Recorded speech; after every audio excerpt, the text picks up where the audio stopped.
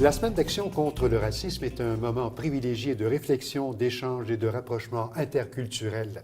Et jusqu'au 31 mars, beaucoup d'activités sont présentées. On a avec nous Franz Voltaire. Il est l'organisateur de l'événement. Monsieur Voltaire, bonjour. Ah, bonjour. Cet événement qui est votre 16e édition, quel est le thème de cette année? Cette année, le thème, c'est « Nous sommes le Québec ». C'est une volonté de montrer que tous les gens qui sont issus de la diversité, on en est à la deuxième ou dans certains cas, troisième ou même quatrième génération, qu'il y a une volonté de montrer que nous sommes en train aussi de construire ce Québec, qui sera le Québec de demain.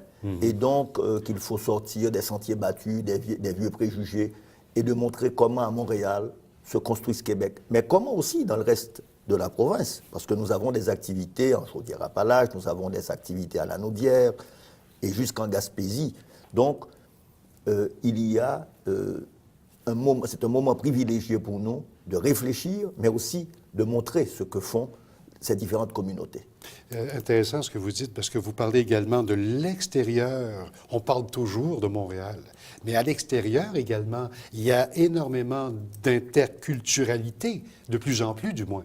Tout à fait. Et c'est une volonté pour nous dès le départ de montrer que ce n'est pas simplement un événement montréalais. C'est bien sûr, Montréal, c'est c'est là que se rassemblent toutes ces communautés, mais qu'il y a une volonté aussi d'inscrire notre activité dans la province. Et je dois dire, ça a même débordé du cadre de la province, puisque la Belgique a institué une semaine d'action contre le racisme, comme la Suisse, et donc c'est devenu de plus en plus un phénomène international. En 2015, si on parle de racisme, quels sont les grands dossiers à traiter? Bon, je crois qu'il y a aussi encore des problèmes de harcèlement et de profilage racial. C'est des problèmes qui ont été traités ou qui ont été soulevés par même le Conseil interculturel de Montréal, qui est un conseil consultatif auprès du maire de Montréal. Il y a des dossiers qui ont été de discrimination à l'embauche. Il y a des dossiers qui traitent encore d'islamophobie, et il y a des cas d'antisémitisme. C'est-à-dire, en fait, nous, ce qu'on a voulu faire dès le début, c'est de montrer que c'est une lutte contre toutes les formes de discrimination. Et que ce soit des discriminations homophobes, que ce soit... le racisme au sens, mais très, très large. Tout à fait, au-delà de ce que les gens définissaient comme la race, parce que du point de vue génétique, il n'y a pas de race. Il n'y a qu'une seule race, c'est la race humaine. Bon, il n'y a pas de... Les différences de pigmentation, les différences entre les individus sont tout à fait négligeables. Donc, pour nous, c'est de montrer que comment le racisme s'est socialement construit. Et c'est pour ça aussi qu'on a des colloques. On a un colloque cette année avec un de nos partenaires importants, le CRIEC, qui est un centre de recherche à l'UQAM. Et bon, cette année, c'est sur l'islamophobie. Mais d'autres années, ça a porté sur le racisme traditionnel, où on a une nouvelle forme du racisme. Est-ce que vous sentez qu'il y a un mouvement positif face au racisme? C'est-à-dire que, est-ce que vous sentez que l'évolution est positive? Est-ce que les perceptions, est-ce qu'il y en a de moins en moins? Comment sentez-vous les choses? Non, je ne pense pas qu'il y a des nouvelles formes. C'est-à-dire qu'il faut en fait toujours être vigilant. Ouais. Parce qu'effectivement, on voit à l'échelle mondiale aussi monter des formes d'intolérance. C'est avec appréhension qu'on voit par exemple toutes ces formes d'intolérance des extrêmes droites européennes. Bon, ici, à Montréal, on n'a pas eu ces formes virulentes du racisme. Mais je pense qu'il faut quand même être vigilant pour éviter ces dérapages. Et des fois, éviter les faux débats aussi. Bon, et c'est pourquoi je dirais que l'action de la semaine, c'est une action citoyenne. Ce n'est pas les organisateurs qui sont les responsables de la semaine. On coordonne des activités avec des institutions comme les maisons de la culture, avec des centres communautaires, avec des centres universitaires. Donc, pour nous, c'est d'emmener la société à réfléchir sur ces questions. Et ce n'est pas simplement de condamner. Et aussi, il y a quelque chose de fondamental. Pour nous, c'est l'art contre le racisme. C'est-à-dire, on pense que les artistes ont un rôle fondamental à jouer contre des discours haineux, contre des formes de discrimination. Et c'est pourquoi, si vous regardez le programme, il y a énormément d'activités artistiques, cinématographiques. Par exemple, ce film magnifique sur Macpherson, cette amitié incroyable entre un ingénieur noir jamaïcain d'ici et Félix Leclerc. Donc, il y a aussi des interactions entre différents groupes.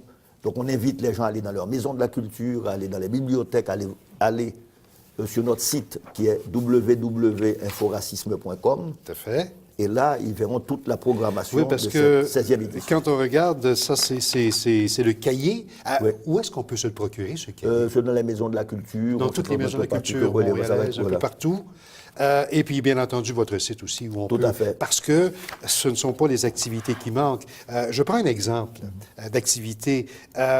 Jusqu'au 31 mars, Ensemble pour le respect de la diversité, ça se déroule dans des écoles secondaires qui sont visitées par votre organisme. Tout à fait. Et aussi, les écoles organisent ces événements. Parce que nous, on s'adresse, et ça, c'est fondamental dès le début, c'est de s'adresser aux jeunes. Et les jeunes eux-mêmes organisent leurs activités. Nous ne sommes pas là pour dire qu'est-ce que vous devez faire. C'est une activité. Ce sont des activités qui sont développées par les citoyens, par leurs organismes. Que choisissent-ils les jeunes comme activité? Ils ont choisi, des fois c'est une exposition de photos, des fois c'est une rencontre, des fois c'est eux qui font des dessins. Donc les gens, on leur laisse la liberté absolue de faire leur choix.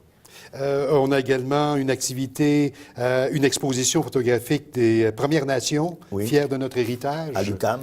Ce sont des gens qui sont très près de nous encore, ces gens-là. Ça, c'est le 27, de 8h30 à 23h à l'UQAM. Oui, c'est le Cercle des Premières Nations de l'UQAM. Oui. C'est une exposition photographique. Là aussi, on a toujours les Premières Nations. C'est un souci qu'on a eu dès le départ, que les Premières Nations soient intégrées dans cette réflexion. Parce qu'effectivement, il faut comprendre que les notions de race et de racisme ont émergé avec la conquête et la colonisation de l'Amérique, ont émergé avec tout un discours sur la race dans ce rapport avec les Premières Nations, que ce soit dans ce qui est l'Amérique latine aujourd'hui, que ce soit en Amérique du Nord, et avec le rapport avec la traite négrière. Donc, avec ce crime odieux qui a été de transplanter de force des millions de gens en Amérique pour les faire travailler. Donc, c'est là qu'est né ce discours sur la race. Et à partir de ce moment, ce discours a ses propres, il va prendre plusieurs formes, dépendant des époques.